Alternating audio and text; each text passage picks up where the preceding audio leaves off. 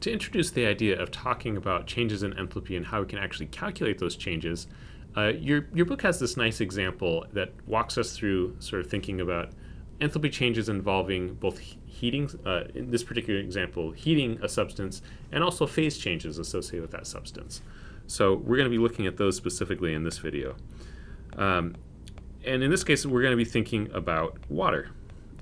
So we can imagine a hiker.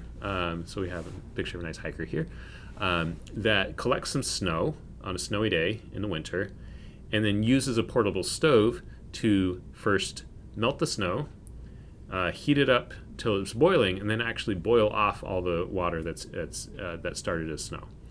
So what would that look like in terms of how much energy would that take, right? How much energy do you need? How many? And we want to actually quantitatively answer this question, put a number on it. How many joules? How much energy is needed for this process? And this figure on the right is sort of a graphical, it is a graphical depiction of looking at the temperature along the y-axis. So as we go up along the y-axis, we're heating up our sample of water, however much it is that we have. And then along the x-axis is our energy added. So as we go further to the right along this plot, we've added more energy into the system. And as we go further up in temperature, our system's getting hotter. So point A down here, this represents our snow, right? This is our solid solid ice crystals, solid water. We have to heat it up to point B, at which the ice will melt. And that's indicated here. And then this line from B to C, this represents that in between, when the snow has started melting, but we have some liquid and some solid. We've got a mixture of both of those together. Once you've added enough energy, at this point all the energy is going into just melting the snow, and there'll be an enthalpy associated with this. And then your next step is, once you have liquid, you have to heat the liquid. And so we can see while that melting is happening, the temperature is not changing even though we're adding energy in. So that's this line from B to C.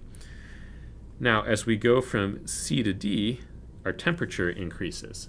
And so this is our water starting at 0 degrees Celsius, which is the temperature at which water will melt. We heat it up, and so our water gets hotter and hotter and hotter until we reach the boiling point, which is 100 degrees Celsius, as we see here on the y-axis, on the temperature axis. Once we reach that boiling point, we keep adding energy, the temperature stops going up because our energy is now going into changing from the liquid phase into the gas phase, which is what boiling is. And so along this line here from D to E, this is where we have a mixture of liquid and vapor.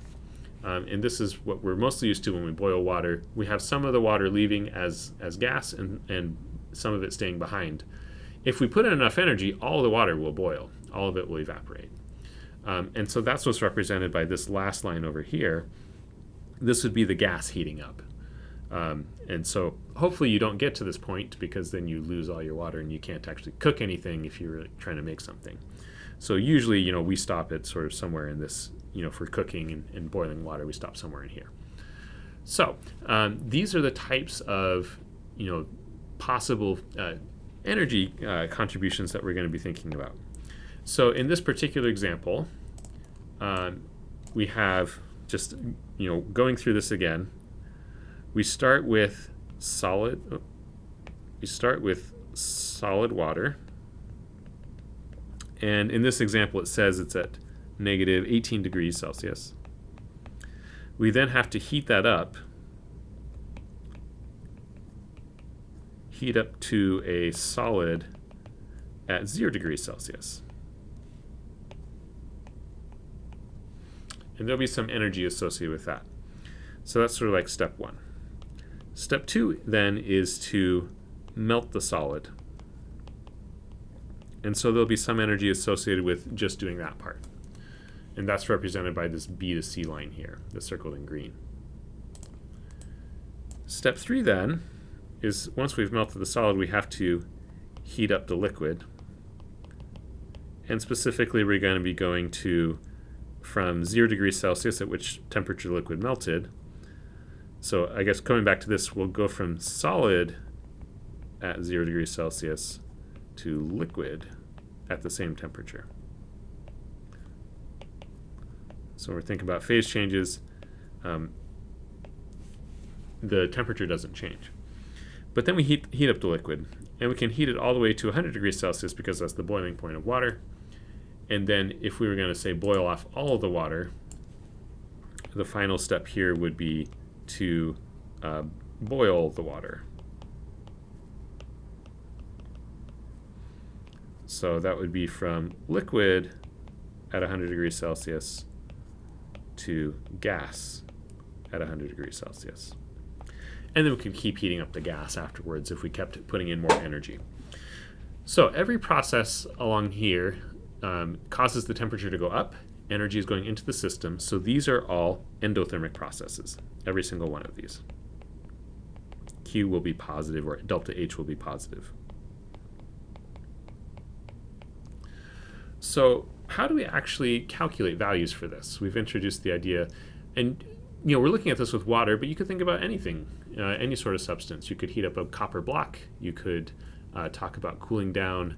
Right? This is all thinking about energy going into a system, but you could also think about taking energy out of a system by cooling it down. So maybe you have a glass of water and you'd like to cool it down, or like to freeze something, and you want to calculate the energy involved. So these are the sorts of processes we're going to be thinking about. In the next video, we will look at, well, how do we actually calculate these processes? We'll do some examples.